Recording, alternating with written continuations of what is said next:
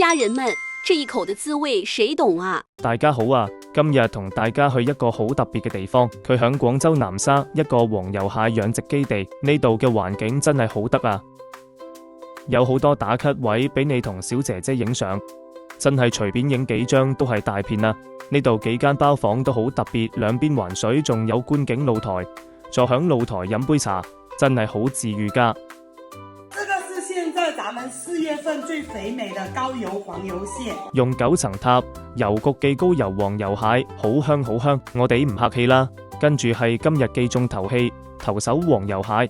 頭手黃油蟹好罕有，爆油率95%以上，平均每1000隻只有一隻。店家好細心講解每一個部位嘅味道，原來一隻黃油蟹可以食出13種味道噶。呢度老闆係潮汕人，除咗黃油蟹外，呢度都有提供一啲潮汕嘅菜品。食飽飽，買翻2隻返屋企同家人分享美味。今次介紹到呢度，各位下次見。